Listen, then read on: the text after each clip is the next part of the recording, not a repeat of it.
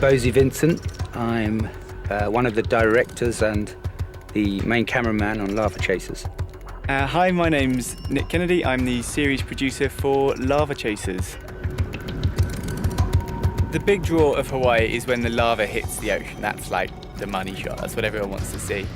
And we've been waiting for months. You know, we've been checking the webcasts, checking the websites, the updates, and the lava just wasn't going in the sea.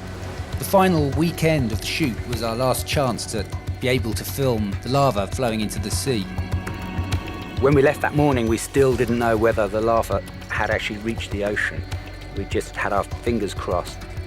And we trekked out, it took several hours trekking, carrying all the equipment across the old dry lava scape. Well, we're just about on top of it, can't quite see it yet. And amazingly, just as we reached the cliff edge, was the moment the lava started going over into the ocean. And it had been almost a year since that had last happened. Whoa, that is nice. And we were over the moon, you know. It was a big deal. We'd waited a long time. And we were able to get some great shots from different angles. You had to kind of get into position, almost leaning out over the cliff. I was terrified. There's a lot going on. There's a lot of things that could go wrong. On one side of you is just really sheer cliffs. Obviously, the nearer you get to the edge of the cliffs, the better the shot you're going to get is because you get a better angle round on it. But equally, those cliffs collapse. That's how it works. Cracks parallel to the coastline mean that the blocks can go tumbling in. And then if the wind changes, you've suddenly got all this hydrochloric acid gas getting in your lungs and into your cameras and everything else.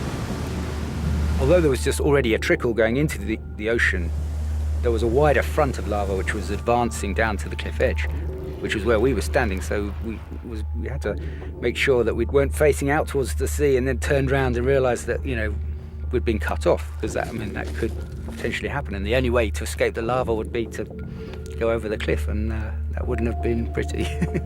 We're getting blasted by this guy coming behind us, so our time is kind of over in this area, I think.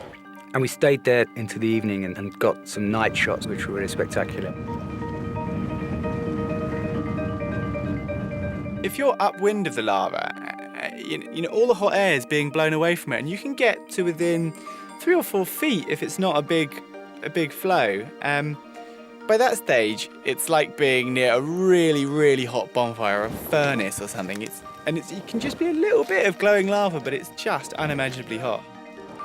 It's 2,000 degrees, the leading edge. We can feel the heat, and we know when to back away, but the cameras and equipment, you know, they couldn't talk to us and tell us when they were suffering. We melted cameras, we melted sound equipment. The windshields you have over microphones, they seem to be the things that went first. The whole front of the camera pretty much just melted away.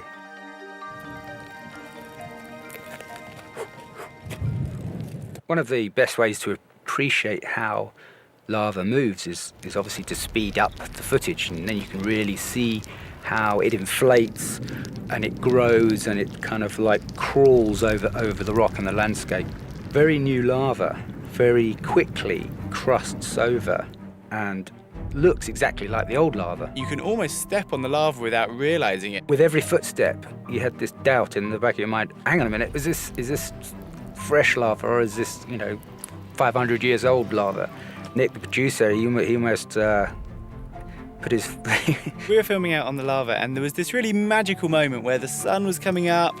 The photographer Brian was in this really beautiful place. There's this incredible shot, but we needed to get the lights right.